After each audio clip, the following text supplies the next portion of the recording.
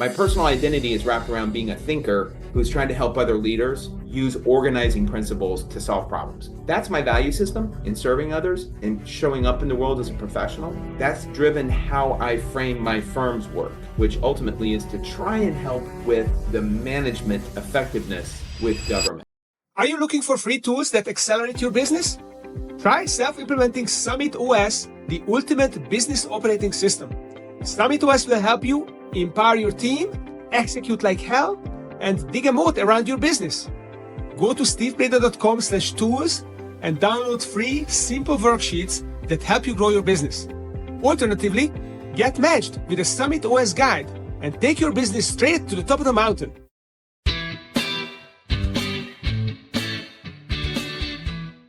Good day, dear listeners. Steve Preda here with the Management Blueprint podcast. And my guest today is Kendall Lott, the CEO and president of Empowered Strategies, a management consulting firm that empowers government and nonprofit clients to serve the public more efficiently and effectively. Welcome to the show, Kendall. Hey, good afternoon, good morning. I guess it's still morning here, but it's nice to meet you again. So thanks for having me, Steve. It's great to reconnect and talk about GovCon and professional service firms and how to kind of master this magic of having the right people and the right work in your business. So let's start with your personal why. So what is your personal why and how do you manifest it in your business? Yeah, and I think this is the key to anyone who's going to run a small firm. And I think that's a lot of your audiences, right? Thinking smaller firms. I guess anybody needs a personal why, but a small firm takes so much commitment. You better have a reason for it, and then it's almost like the money falls where it may. As we like to say, no margin, no mission. So you gotta make that profit, but you still have some dedication to why you're trying to pull it off, and I think that's important. My own background, just personally, I'm the eldest son of a preacher man, and my parents are both educators, so I was raised in the whole idea that helping in the public service is kind of important. So that's just kind of where I came from. So the work that I do, which may be different than a lot of your other audience members, is really around GovCon, government contracting, in the context of trying to help in the management processes. And we can all roll our eyes what that might mean for government work, right? And so yeah, I mean, it's tough though, right? Because that's not a focus of when we think of government, we often don't think of them as well managed or even possibly interested in management, frankly, given the amount of work they do and the size of the bureaucracy and all. So I come from a public service background. I was a Peace Corps volunteer. I was a civil servant myself, and gone through testing to get into the government, and I did those kinds of pieces of work. And then I decided to be a government contractor through a large firm and then ultimately through a small firm that I took over. And for me, one of the best things that I did that helps me now encapsulate this, though, so that's the journey here. I joined a group called Vistage, which is for CEOs, and I highly recommend that for everyone to get involved with one of those locally, to the extent you want to work with peers, because sometimes when you're CEO, there's no one to hear you scream, right? You're in charge of your universe, and who's going to help you out with all of that. So it's good to be able to work with peers sometimes. One of the drills that we did there was did a couple of things that helped me after I was years in it, was to boil it down. What are you after as a value? So this is not your personal values or your religious values so much, for example, your spiritual values or your family values. It's kind of what are your values that you bring to the world as a professional? That's what seems so important. And so for me, it boiled down. We had to do a drill where you had to put it in six words, which is a great drill to do. So I came up with 3 couplets, right? So for me, I'm engaged with the world as a person, seeking collaborators, building competence, serving others. And that has framed how I express myself through the firm, which doesn't always mean a lot of profit necessarily, because you work with collaborators and you build competence and you serve others both inside your firm with your other primes and subcontractors, your partner firms, your frenemies, as well as your clients, of course, and potential clients, right? And other professionals who are doing things like podcasts, the Project Management Institute that I'm involved with, for example. So that connection is really important to me. My personal identity is wrapped around being a thinker who's trying to help other leaders use organizing principles to solve problems. So I come with a framework. They have to do the work, right? But you work with people to do that. So that's my value system in serving others and showing up in the world as a professional. And that's driven how I frame my firm's work, which ultimately is to try and help with the management effectiveness, as you mentioned in your opening there, with government, right? And so that's been difficult, but we work in that context. Then our motto, our logo is serve, change, empower. Do the work, help them out, and then let them do the work without you, because that's the form of consulting that we do. We're not operational that way. Yeah. I like the empower as well. I think it's very important to help people be the most productive and impactful they can be. That is the most valuable work we do, and then to achieve the mission. So these are important things. So let's talk about frameworks, which is most of what you do for the government clients is give them the framework so that they can be empowered and effective. But you also have a framework for what you do and how you operate your firm. You call it the TIE Fighter. For those of you Star Wars fans out there, the TIE Fighter model. So can you speak to that a little bit? Yeah, I'll speak to it. The reason I call it that is because just the shape. Something that I realized, this is for services firms. We have models for production, manufacturing, and you think of them as input, process, output models, for example. There's a whole bunch of raw materials that get processed through a system and it produces goods, right? That's kind of the classic post-Victorian era thinking. And when I was thinking about my own company in terms of services, I was like, the focus isn't on producing the things, the focus is on engagement with humans, right? Our clients, right? And I don't have raw materials. I have people who bring skills of some level, and then I help professionally develop them. In many cases, I tend to hire junior career people and build them along and move them along in their careers. Part of my service to others inside, right? So when I realized that, along with a comment that I asked a guy who was very big in physics, a theoretical physicist, and I asked him, like, what are some key concepts that I would have to know about the universe? And he said, the first thing we understand is there seems to be this hidden symmetry in things. And that got me thinking. So a lot of us, and your audience may be aware of this, right? You think of your sales pipeline, like there's these people that you kind of know, and then they get a little closer. You have that funnel, that classic funnel. When I realized if I flip the funnel on its side, and then I begged for symmetry, I was like, I've got two funnels coming into the center. So it's like the shape of the TIE Fighter or a bow tie, actually. What we're actually saying is our firms and services firms sit in the middle of an interaction. And the process is not production. The process is this act of looking at an entire market of potential clients, right? Their requirements. There's all this need out there. All of your people are delivering to a need. Your audience all of you as CEOs are delivering to some need that you perceive. But they don't know us and we don't know them yet, right? So it's this big undifferentiated mass of need. And that's the top of the funnel, right? Or in my case, I've tipped it on its side. As you bring that funnel in, particularly in government contracting, there's some specific steps we do. You start doing that business development. Are you the kind of client I could help? Or do you have the kinds of needs that I could help with?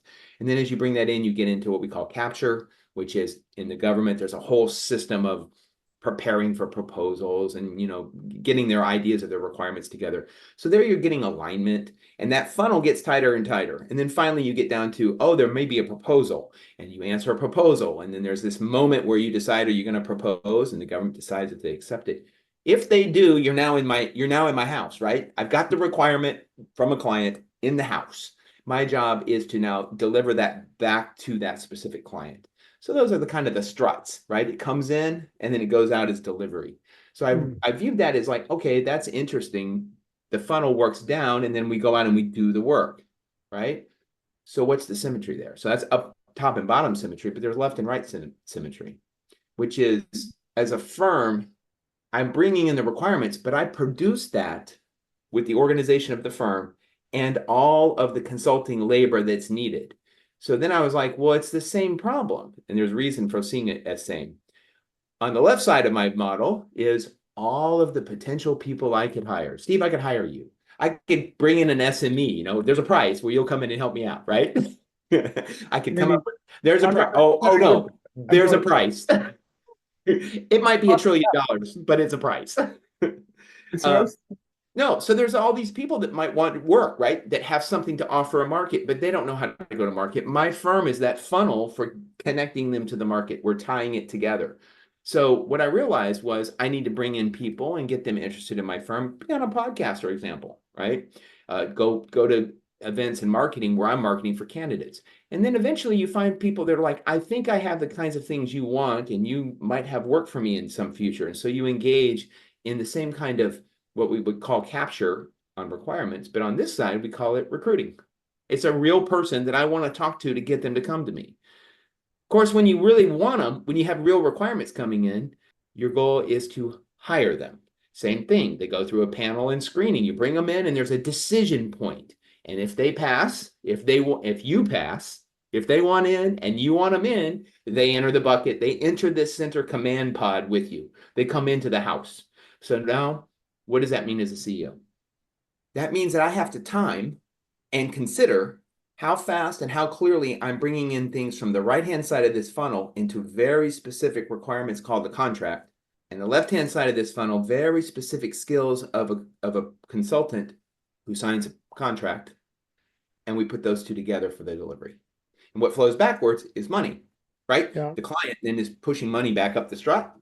I keep some in-house, and the rest goes back out to that labor market, right, in the form of compensation. And these resources, employees, 1099s, are they only for that specific job, or you want to make them part of your organization permanently? Well, there's no such thing as permanent, because no margin, no mission. So we have to have profit for that. We are project-based, and that's frustrating for a lot of people. I will say this, government contracting typically, although it's project-based, if you will, tends to have longevity, in the sense that it's often they will sign a contract for 1 year plus 2 option years. So they don't have to keep going with you, but they often do if they can, or 1 year plus 4 years, or a 6-month base period plus 3 6-month option periods or something. So it tends to be project-based. It is a problem when you have the cyclical life cycle where you might lose a bunch in a row. You've got a bench that you can't support anymore, and that is a problem.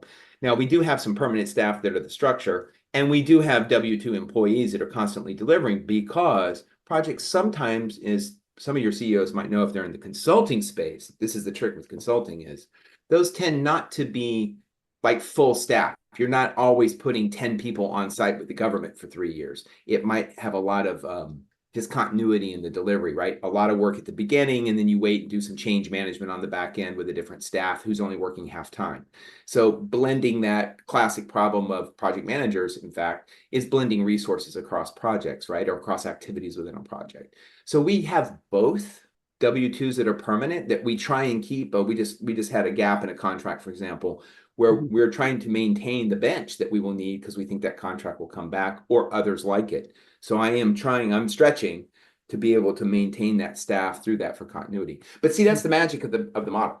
Because I'm trying to anticipate what comes in and anticipate what I need to bring in, so that I can bind them together in the way my company works, the culture we have, the way we work with people in the house, which includes developing the IP that we're trying to work, right? I'm a thinker who helps people with organizing principles, models, and frameworks to get work done, to plan and decide things, make decisions. I'm just wondering whether this is a specific model that works well in GovCon, because it's a long sales cycle, perhaps.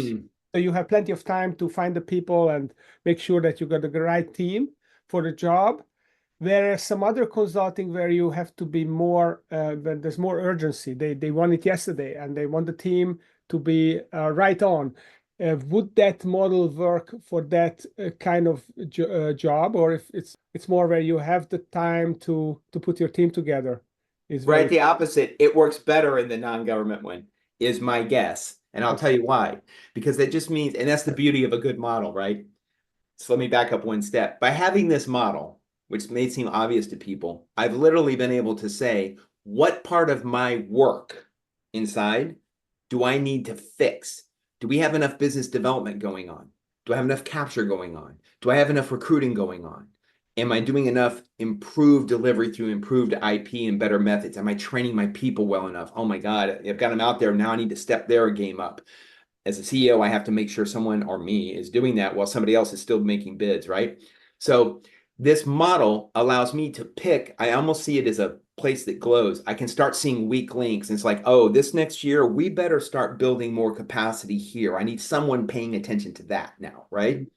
So to your point, I would say to someone in this model that's like, whoa, all Our problem is not the requirement so much, but the fast spin up. I would say then you more than ever have to emphasize the left-hand side of this model, which is getting out in front of candidates and doing the recruiting. You want to do, we have people talk about business development, part of the sales cycle. This is candidate development.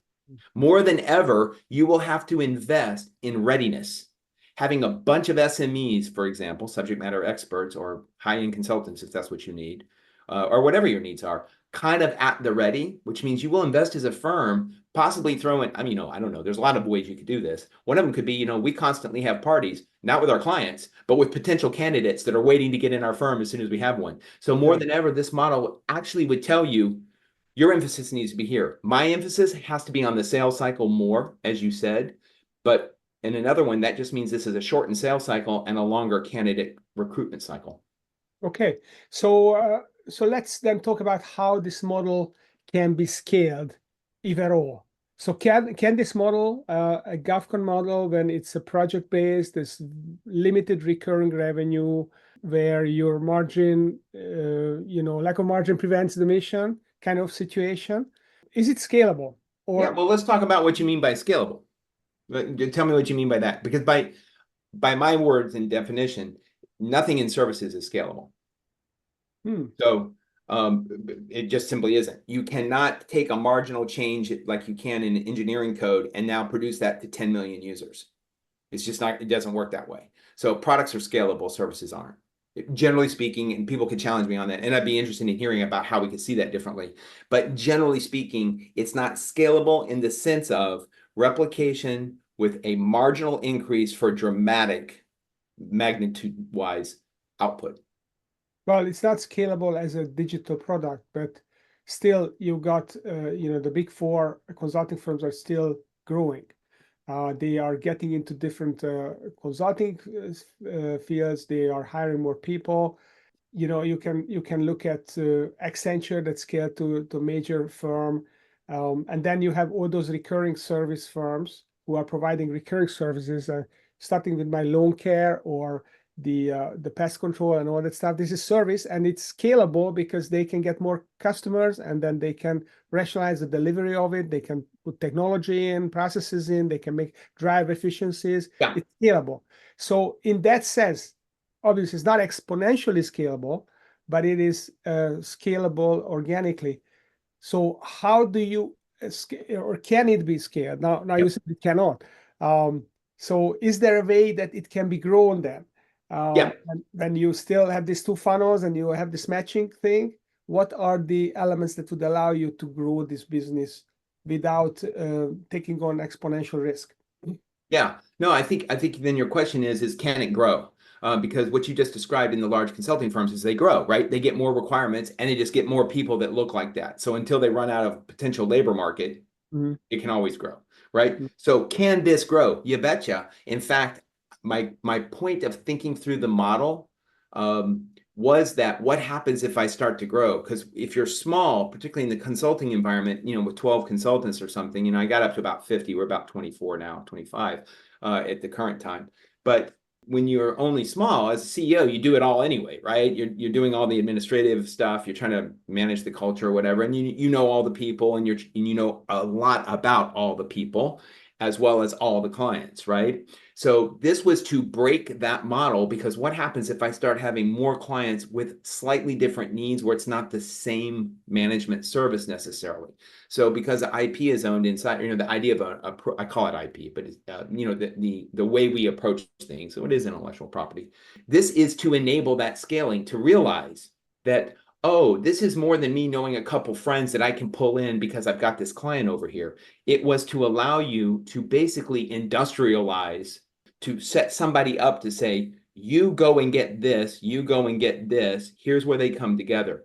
And here's why it's scalable in the words that you used. And this is the part that confuses people. If you think of what I just described as large funnels on either end that get tighter in here, you think of that as, I need somebody in sales, those skills, in capture, in proposal writing, in internal training, in delivering and managing delivery, somebody developing the IP that feeds the training, feeds the delivery. I need someone out here doing candidate development, recruiting, and all of this, right? It turns out that in a small firm, you don't necessarily want to hire my labor group, my HR side, right? They're not my candidate development people. You're like, wait a second. That's your people side. We got it. People side. I got my HR guy over there and he'll go get all that. And I got my sales people over there and they'll go get that. When you see it as symmetry, what you see is you're dealing with an onion. You're dealing with rings. The person who's really good at going, I'll make it really straightforward. The person who's really good at going out to a conference and talking and being told no and hearing the problems of potential clients and trying to engage in conversations to develop ongoing relationships for requirements, that skill set is the exact same skill set I need to show up at a conference to talk to a bunch of your audience members, for example, or project managers to say, hey, oh, you might look for a job. What kind of work do you do? It's the same skill set. My BD person is my candidate development, my CD person. Yeah, The it's people who definitely are really good at the process of grinding out a proposal are really good at the process of grinding out the panel interviews inside. So in fact, it's a reorganization of the skill sets or the way for teams to collaborate, to share. So some of my people who work in sales are the ones that most support my selection of candidates because they know what the client is wanting. So what's happening is instead of seeing this as linear or siloed, it's actually skill set based as you come in closer and closer. Of course, I sit with my other chief management officer in the center. So the more customers you have that you're serving, the more capacity you have to network and to get more SMEs or SMEs or whatever you call them, subject matter experts in the door, so you can kind of grow both sides of the funnel organically, bigger and bigger. Or shrink, because really, right, our problem is profit, which is actually fit to market, right? You're trying to grow, which is actually potentially driven by IP, particularly in the space you guys are in. Now, you did mention something interesting. There are services that absolutely, well, everything can be helped with automation. And now that we have AI and we just see that as an extension of automation, that's getting into the management consulting side, right? So in fact, the use of technology is good. And is a very big help here. So first of all, the processes that I'm talking about could be automated to some extent, or at least technology helps that. But that's just operational. What we're really talking about here is it possible to come up with IP that's reusable, that once your people get it, they understand how to get it again and again and again? And yeah, that's called education and using a model. And so it's absolutely scalable if you have enough clients for replication, which is the same problem in automation. The first time you try and automate anything, the first time you used AI, the first time you used a project management software, it was miserable. You're wondering, why am I spending 12 hours doing what I could have done for 2 hours on the back of a piece of paper? It's the 15th time. That's where the scalability or the ability to enhance growth comes in. And I think that's really, really important. That does leave one last thing, though. The marketing, by the way, people have challenged me on this as well. Marketing sits all the way outside this bubble, right? The same marketing skill is needed to tell clients, I'm here, I do things, and candidates, we're here, we do things. And in fact, the website in the government space, often for me, it's not sales. Nobody comes to my website to decide, oh, I haven't had any management consulting recently. I think I like this firm. I do get people coming who want a job, though. So my marketing is actually aimed at junior professionals that want in and get traction with working with the government. That's actually where I focus largely. There's some other elements to it, but that's the main part, right? So it allows you to emphasize what you want to when you think of the world in symmetry and skill sets this way. And back to your point, I think automation, the use of technology broadly, is really important for all of us. And that's getting cheaper and easier in a broader set of fields for us. So I'm now using it. A lot of work we do, for example, is with facilitation and meeting management. Well, I'm summarizing notes. I mean, that's a simple thing, right? I'm using it to try and drive some sentiment analysis. I'm working with a client now where we've got a massive meetings where I'm trying to, I know how to do the delivery and I've got a bunch of notes and flip charts. And I'm like, not only can I capture all that, which is nice, but the next step is, I'm being able to elicit underlying values out of it, things of importance out of it that are not implicit or only implicit, I'm sorry. Only implicit, they're not explicit. And so I'm able to bring more value to the client by doing that. So I think that happens in my field as well. And that does allow the expansion of what you can offer a market better. And that's not necessary for my TIE fighter model, but I think that's true in the services model. Yeah, no, I love it. I love it. I love the idea that you've got this TIE fighter, you got the two funnels, you have the same skills in both, so you can expand them together, or you can shrink them together, and then you automate and you productize potentially with your frameworks, and then you create some measure of scaling here. So if someone would like to learn more about, maybe they are working at GovCon, or they are a company that maybe it's someone that is interested to be a 1099 or work with you in projects, or they are in a GovCon and they know that they have some problems to solve. Where should they go, and how can they learn more about you? Well, for me, they go to a website or probably get hold of me on LinkedIn is probably the best way, because I'm always seeking a collaborator. Come and tell me why you thought what I said was wrong. Come and tell me why you think there's more to it. Tell me why it's not working for you and how you might want to fix it. This is a model about a services firm. Fundamentally underneath that is a model about how executives and how organizations work around their mission, right? With the processes and the people. I have a framework for that as well to help understand it. But in that case, it's my LinkedIn, John Kendall Lott, and I'm the one in Washington, D.C. metro area.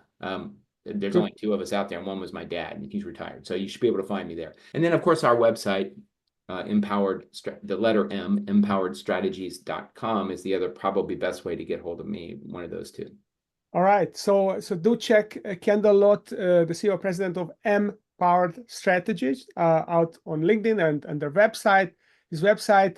And if you are a professional service firm, then think about the model, the TIE fighter, the bow tie, and how you're bringing clients on one side, you're bringing people who deliver the service on the other, and how do you match them, and how do you kind of leverage both sides of the funnel at the same time, the same people. Very powerful concept. So Kendall, thanks for coming on the show and sharing your framework. And for those of you listening, if you enjoyed the show, stay tuned. We come twice a week with new episodes. And if you like it, then please visit Apple Podcast, give us a review, and follow us on YouTube as well. So thanks for coming, and thanks for listening.